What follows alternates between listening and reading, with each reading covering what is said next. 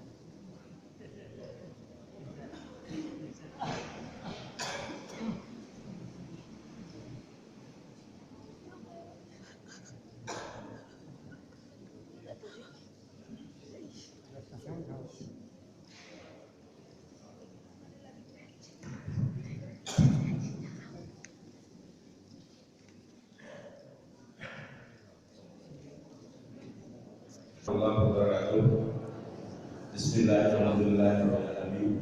Wassalatu wassalamu ala asyrofil anbiya'i wal mursalin wa ala alihi wa sahbihi ajma'in.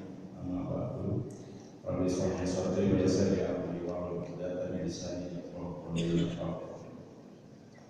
Puji segala syukur kepada Hadirat Al-Rabbi Allah Subhanahu wa taala atas pemberian nikmat sehat kepada saya sehingga orang yang biasa sholat berjamaah kuliah dirajakan karena musyawarah tersangin dunia minggu haji sama biasa nanti dan tidak sanas tausiah aina minggu haji jadwalnya kita musyawarah salawat wa salam semoga terturut kita Habibana wa Nabi Muhammad sallallahu alaihi wasallam. Kalau saat pemateri di Tenayana Indonesia kita juga Ustaz Hamdan mengumpulkan data preman perkawis di Jakarta.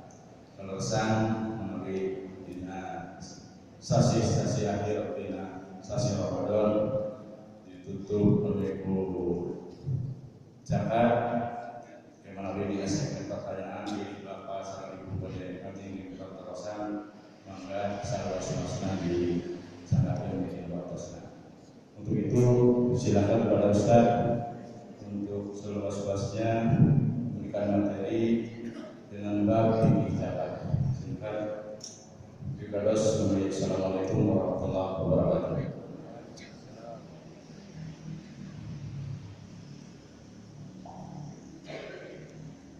Assalamualaikum warahmatullahi wabarakatuh.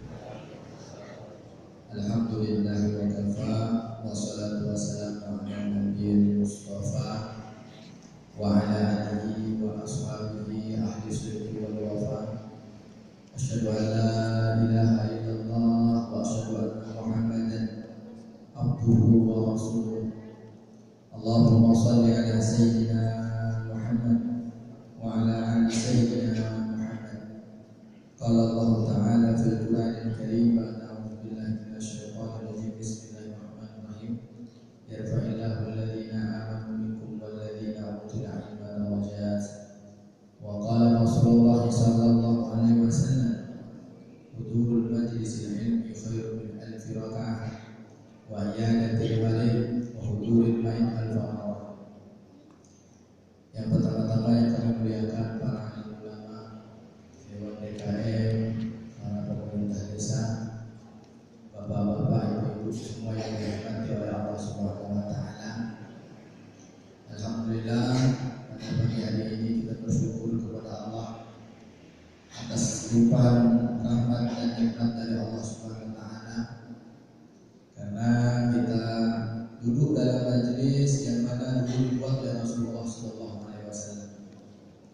Dulu di zaman Rasulullah SAW ini tidak ada pondok-pondok pesantren, cuma ada majelis-majelis musyawarah setelah sholat Rasulullah selalu bikin majelis-majelis muzakarah, sehingga dari rumah para sahabat keluar hafiz-hafiz, alim-alim, petani-petaninya, pedagang-pedagangnya semua banyak jadi alim, karena ada majelis muzakarah bersama Rasulullah SAW. Muzakaratun wa mutala'atun wajibun alim. Muzakarah mutala'ah ini kita wajib dapat ilmu. Orang yang muzakarah yang tadinya tidak tahu jadi tahu, yang jadinya sudah tahu jadi tambah paham, yang paham mudah mengamalkan. Muzakarah ini bukan mencari siapa benar, siapa salah, siapa kalah, tapi kita ini masalah ibadah. Semua yang kita ucapkan ini nanti akan ditanya lagi di depan Allah Subhanahu wa Ta'ala. Maka kita pengen ada selalu perbaikan dalam ibadah kita, dalam amalan-amalan kita. Alhamdulillah untuk pagi ini mempersingkat daripada waktu. Mungkin kami akan bicara sedikit sekitar 10 atau 15 menit tentang yang berkaitan dengan zakat secara rinci. Kemudian nanti boleh ada pertanyaan setelah itu ya Pak. Bismillahirrahmanirrahim. Dalil yang mengatakan tentang wajibnya berzakat dalam surah Al-Baqarah ayat 110 dikatakan Bismillahirrahmanirrahim. Wa aqimus salata wa atuz zakah wa ma tuqaddimu li anfusikum min khairin tajiduhu indallahi innallaha bima ta'maluna basir.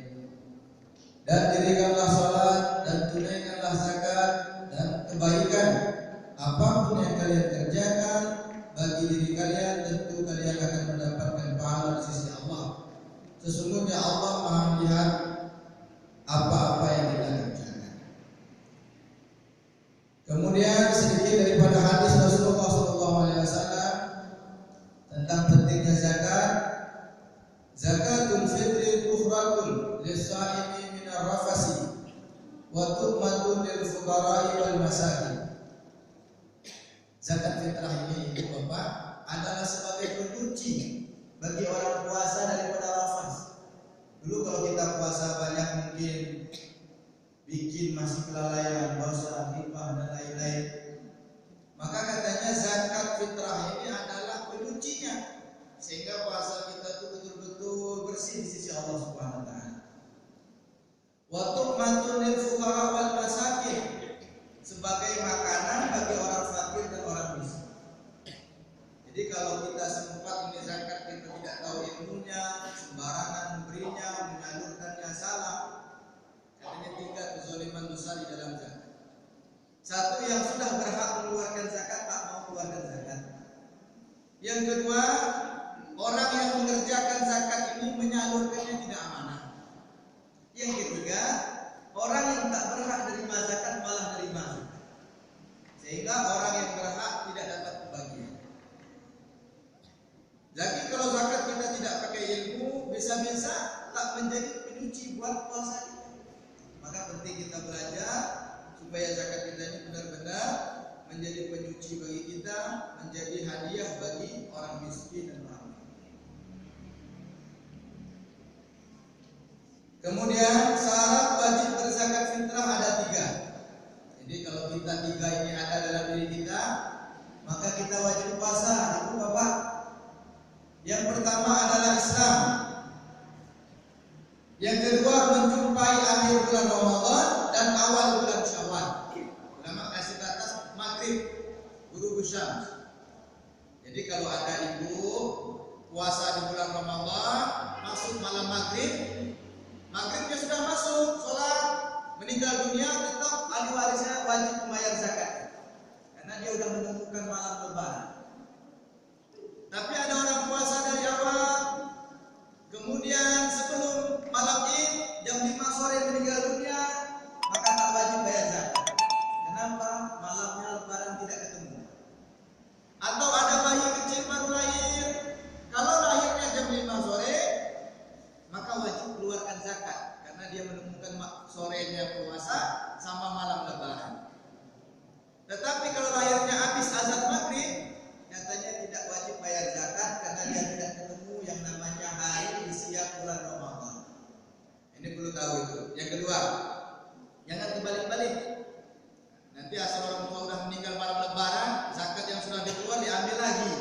nggak wajib saya. Oh, ini salah.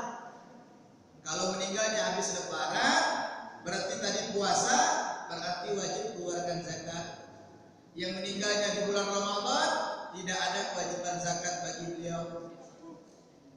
Yang ketiga, memiliki kelebihan kebutuhan pokok dari makanan, pakaian, tempat tinggal, dan orang-orang yang dia nafkahin untuk satu hari satu malam di malam Lebaran sama siang Lebaran. Ada lebih. Ini insya Allah di Cikaso rata-rata wajib zakat. Karena apa? Insya Allah di rumahnya ada bekal untuk makan satu malam, satu hari. Yang kita nafkahin.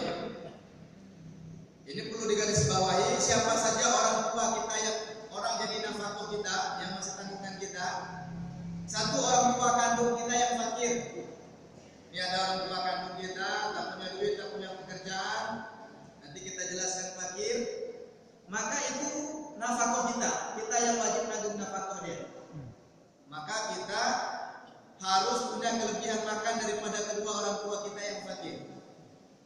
Yang kedua, anak kandung yang belum balik dan fakir, atau sudah balik tetapi fakir dan tidak mampu bekerja. Satu, belum balik, belum bisa bekerja, fakir, kita tanggung nafkahnya. Berarti harus punya kelebihan daripada yang kita nafkahin. Yang kedua, ada anak kandung yang sudah balik tapi memang tak punya pekerjaan, tak bisa bekerja, sakit kan, atau otaknya keganggu sedikit, ada masalah. Maka itu juga menjadi nafkah kita. Yang ketiga, istri. Maka itu orang-orang yang wajib kita nafkahi. Anak kandung yang sudah balik yang tidak wajib dinafkahi orang tuanya, ini ada bapak kaya. Anak fakir ini, anak kandung kita ini sudah dewasa, bisa kerja, punya duit. Bapak kalau pengen mengeluarkan zakat untuk dia, tanya dia dulu supaya dia berniat. Kalau langsung bapak keluarkan zakat untuk dia tanpa tanya dia lagi, maka zakatnya tidak sah. Karena butuh niat daripada orang yang berzakat, sedangkan dia sudah tersendiri dengan niat dia. Tapi kalau punya anak bayi kecil, gak usah minta niat sama dia. Nanti gak selesai sampai sore gak baca-baca niat dia. Nah itu, langsung kita keluarkan ini zakat daripada anakku, selesai. Tapi kalau sudah dewasa, perlu kita minta, bilang sama dia, nah niat bapak yang keluarkan zakat untuk kamu.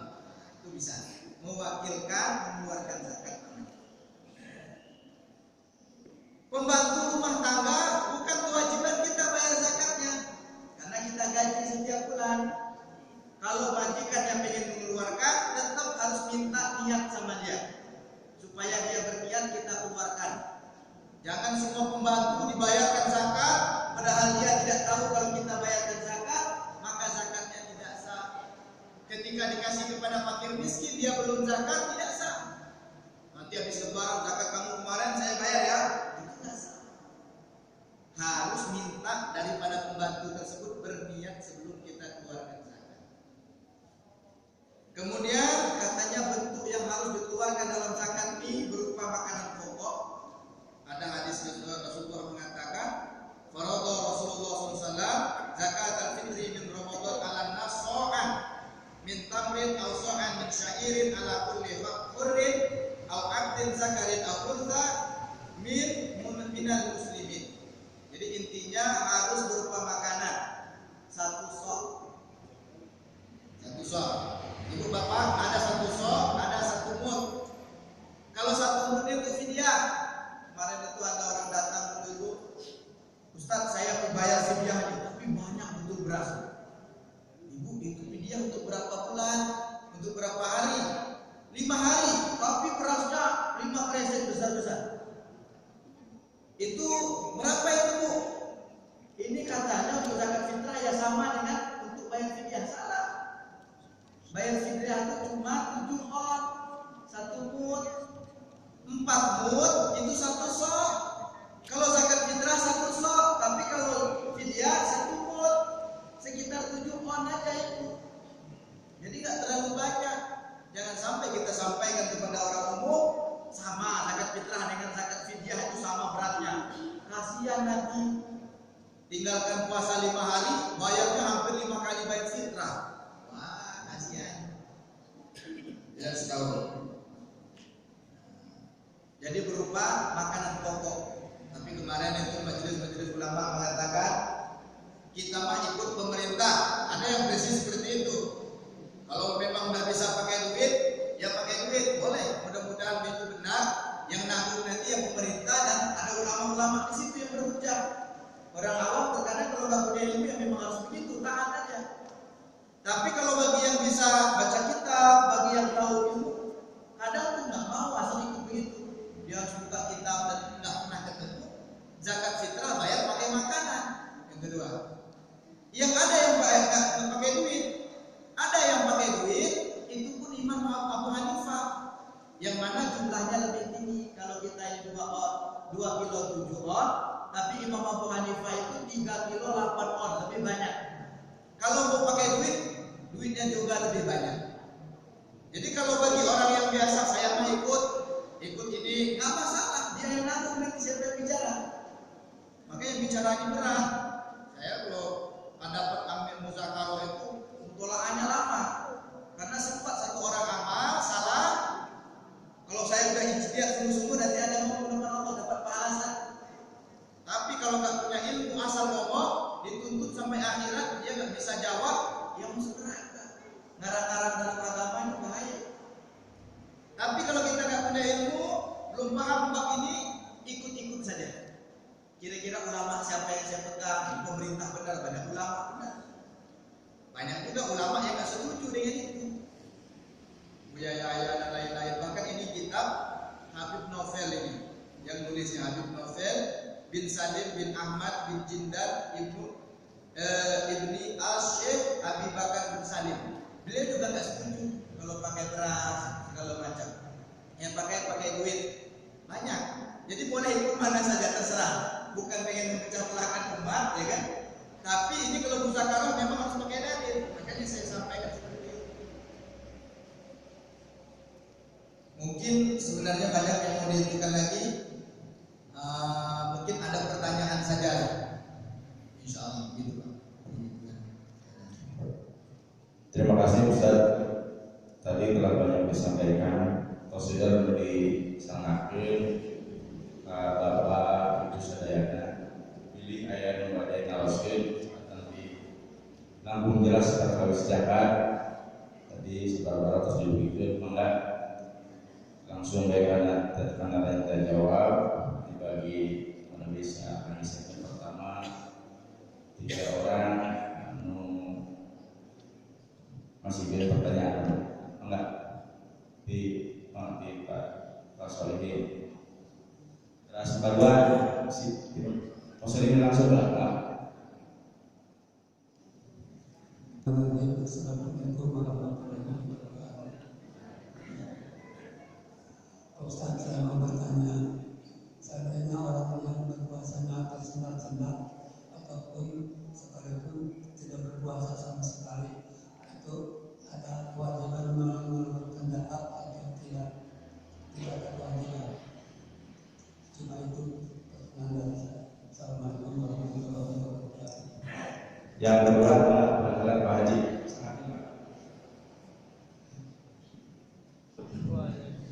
Pertanyaan dari saya Pak. Jangka mau itu seperti apa yang akan dibagikan kepada siapa yang berhak. Itu aja mungkin salah satu. Mohon maaf.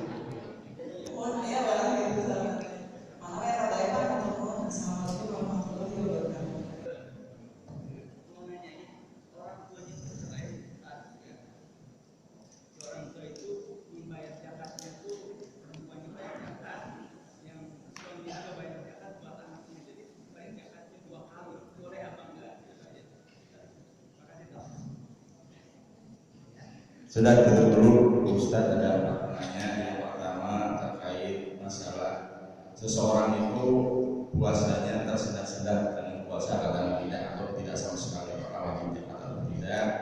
Terus yang kedua tadi dari Ustaz dulu aja ya, siap. Bismillahirrahmanirrahim. Kalau masalah bayar zakat fitrahnya bukan masalah puasa tak puasa. Bayi yang baru lahir tadi belum asal itu tak puasa sama sekali. Asal ketemu siang Ramadan, ketemu malam Ramadan, wajib bayar zakat. Asalkan dia mampu, jadi ada kelebihan di sini. Mau tersendat tak tersendat, itu nanti masalahnya fidyah puasanya. Tapi kalau masalah zakat fitrah tetap wajib. Asal dia nemuin malam lebaran, gitu. Itu aja, tegas. Baik, terus yang kedua dari Pak Haji, masalah zakat mal tadi. Tanya ke siapa? Ya, terus mungkin perhitungannya berapa untuk ada sudah dijelaskan kepada siapa? Zakat mal ini katanya yang penting cukup nisab sama haul. Kalau nisab itu ukurannya ada yang mengatakan 20 misbal itu sama dengan 85 gram atau 1 sama sudah dihitung. Jadi kalau punya harta yang tersimpan selama 1 tahun 85 gram atau punya perdagangan, bahkan sekarang ada zakat profesi yang kalau seandainya pendapatannya 1 tahun lebih 85 gram. 85 gram itu duitnya berapa itu sekarang? Sekitar 60 juta ya, 50 juta, 85 juta kalau 1 juta 1 gram. Siapa yang punya pendapatan seperti itu, dia harus keluarkan 2,5% daripada zakat tersebut. Kemudian yang berhak mendapatnya itu 8 asnaf. Ingat, yang pertama fakir. Fakir itu siapa? Orang yang tidak punya pekerjaan atau punya pekerjaan tetapi tidak cukup 50% daripada kebutuhan dia. Yang kedua miskin. Orang yang punya pekerjaan tetapi tidak bisa mencukupi 70% daripada keperluan dia, itu miskin. Bukan harus ditanya satu persatu, tapi Zon, kira-kira kita lihat kehidupan ini, bapak ini 2 cilok nih, anaknya 5, cukup gak ya? Kayak gitu. Insya Allah digolongkan miskin. Ada kerja.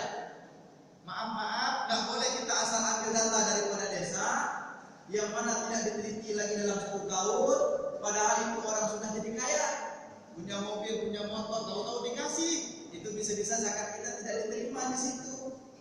Ini memang ambil bekerja banget. Diteliti satu persatu keluarga.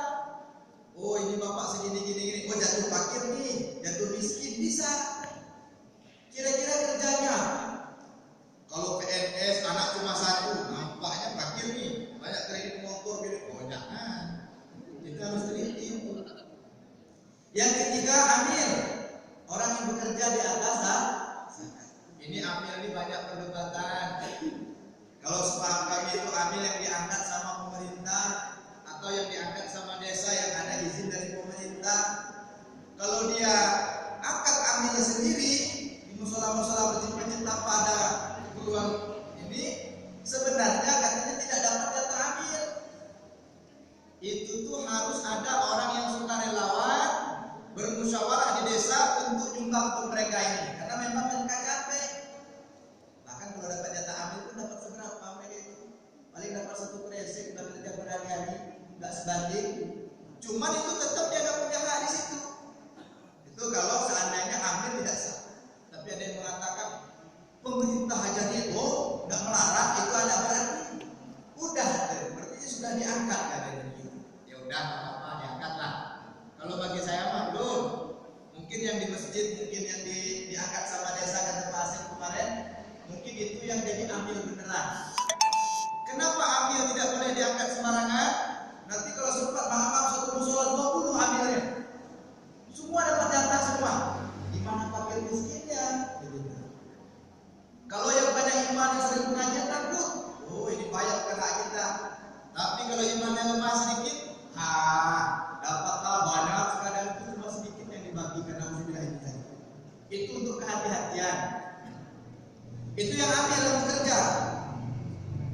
Yang keempat adalah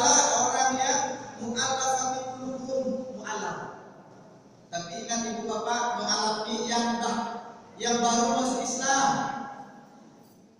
kakaknya nggak ada yang Islam, orang tuanya nggak ada yang Islam, dia masih goncang banget, kasih sedekah, kasih zakat tadi supaya imannya kuat. Tapi kalau udah 3 tahun masuk Islam di Cikaso ini belum kuat juga iman, jangan dikasih lagi. Memang dia nggak mau belajar gitu. Nanti semua yang mu'alaf didata dikasih semua, itu salah. Mu'alaf yang imannya masih lemah. Yang keempat adalah rikab budak. Budak insya Allah hampir nggak ada lagi, karena perbudakan ini sudah dibuka pintunya selebar-lebarnya, pembebasannya selebar-lebar. Tapi pembudakan cuma satu, hasil perang saja. Kalau pembantu itu bukan budak, tapi pembantu yang digaji. Nanti budak semua. Kalau di Malaysia banyak budak itu, ya kan? Tapi bukan budak itu yang dimaksud. Yang ke-5, gharim, orang yang punya hutang, berhutang bukan karena maksiat, satu berhutang untuk keperluan nafkah. Pak Ustaz, saya punya hutang nih, kulkas, motor, mobil, kemarin cicilan rumah, nampaknya belum bisa beli baju lebaran. Itu tuh menyusahkan diri sendiri. Seandainya dia jualkan semua harta dia, bayar enggak cukup untuk makan lagi sisanya, dia punya hutang karena itu boleh. Atau yang kedua, orang punya hutang ini adalah dia kaya, punya pengaruh, ingin mendamaikan orang yang berselisih, dia hutang, tak mau pakai duit, dia kena pelit betul, dia hutang. Boleh datang ke amil zakat, saya tadi hutang karena memperdamaikan satu daerah yang lagi berantem, tapi perlu bukti, mana buktinya? Itu boleh dikasih yang punya hutang. Yang ke-6, fisabilillah. Ini maaf, banyak yang katanya itu fisabilillah terlalu dibuka-buka. Katanya fisabilillah dalam umat mazhab tidak ada satu imam. Di sini ada Imam Abu Hanifah mengatakan tidak ada satu imam yang menerjemah ustaz, santri, masjid itu semua diterjemah adalah orang fisabilillah, betul-betul perang di jalan Allah.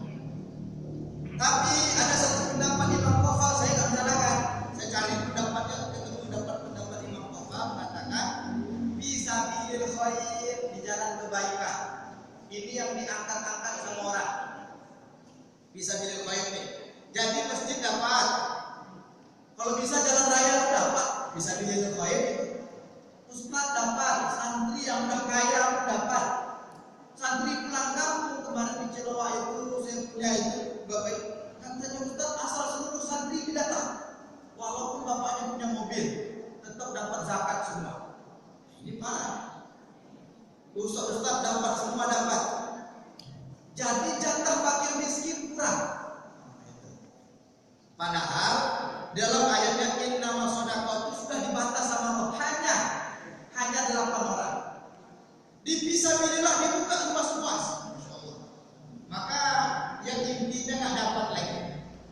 Maaf, kalau kita sebagai ustaz segala macam atau sebagai santri, saya bilang sama santri saya, kalau kalian kaya cukup, tak boleh terima.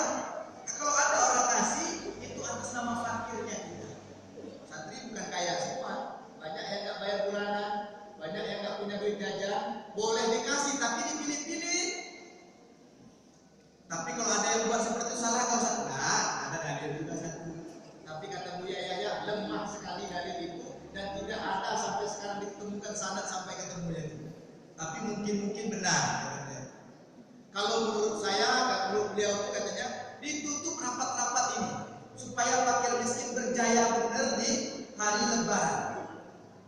Zakat mal itu kadang ada yang 50 juta, ada yang sampai 100 juta. Kenapa fakir di tempat kita begitu-begitu hidupnya? Kenapa salah penyalurannya tadi? Oh, ada kemana-mana tapi yang itu nggak dapat. Ibnu Sabil, yang terakhir adalah Ibnu Sabil, itu orang yang kehabisan ongkos di perjalanan. Ada orang merantau, dompetnya hilang contohnya. Adek dari mana mau ke Medan? Dompet saya hilang di bis, saya diturunkan mobil di sini. Boleh datang ke Badan ambil zakat. Jadi ambil zakat, ongkosnya berapa sampai ke rumah, makannya berapa 3 kali sehari, 5 hari berapa, itu dikeluarkan dari duit zakat itu Ibnu Sabil. bukan semua orang yang lagi jalan-jalan Ibnu Sabil semua.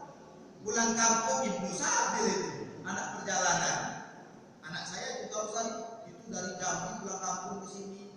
Lagi dalam perjalanan, boleh nggak jadi masyarakat? Boleh, asalkan fisabilillah. Ibnu Sabil lagi jalan-jalan. Salah itu. Mudah-mudahan kalau dari saya begitu. Untuk yang benar.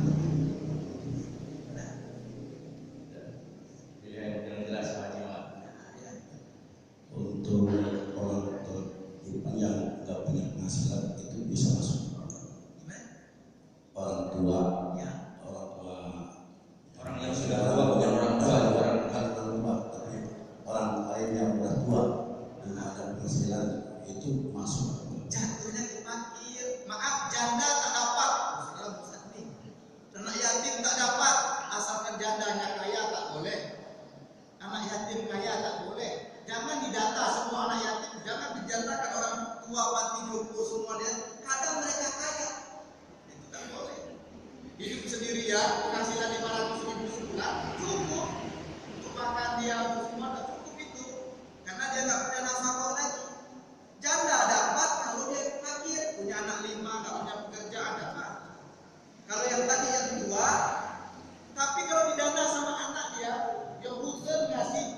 Tengok anaknya kaya apa fakir, bukan tengok dia tapi kaya apa fakir. Sebagaimana anak kita itu fakir semua anak kita ini. Yang kaya bapaknya bukan anaknya. Maka dia dihitung kaya kalau walinya kaya. Orang tua kalau dibiayai terus sama anak dia ada yang nafkahkan kaya. Kalau anaknya kaya.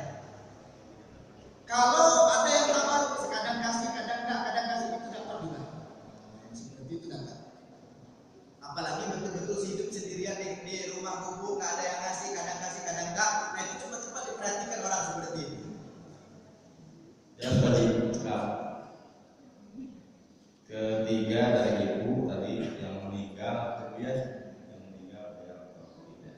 Kalau yang meninggal itu sebenarnya itu masalah fidyah yang banyak bertanya tentang meninggal. Orang tua saya Ustaz sebelum meninggalnya banyak meninggalkan puasa, ada yang meninggalkan sholat, ada di kitabnya anak Talimin.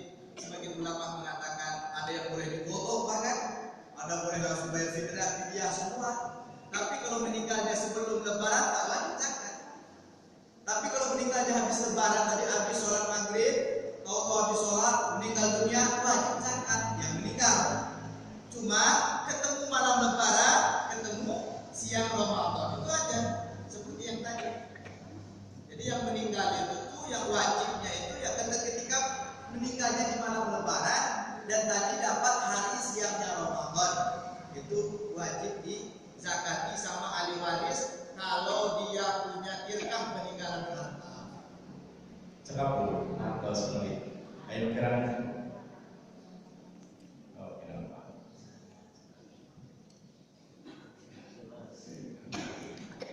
Gimana meninggal gimana? Kalau meninggalnya udah lama gitu Pak, wajib dijaga atau Meninggal dulu orang.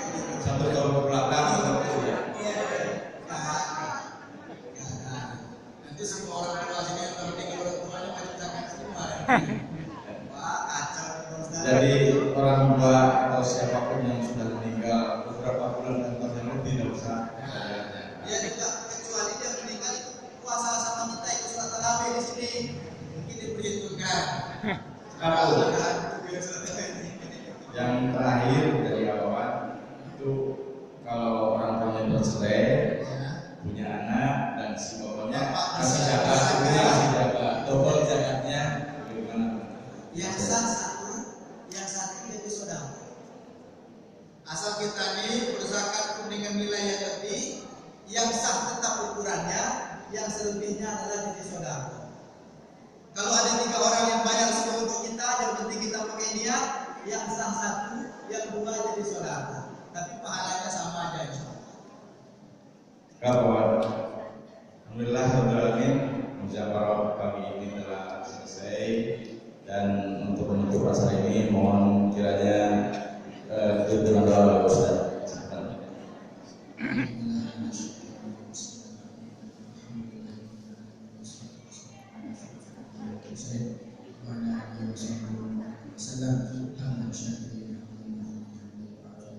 Sudah, yang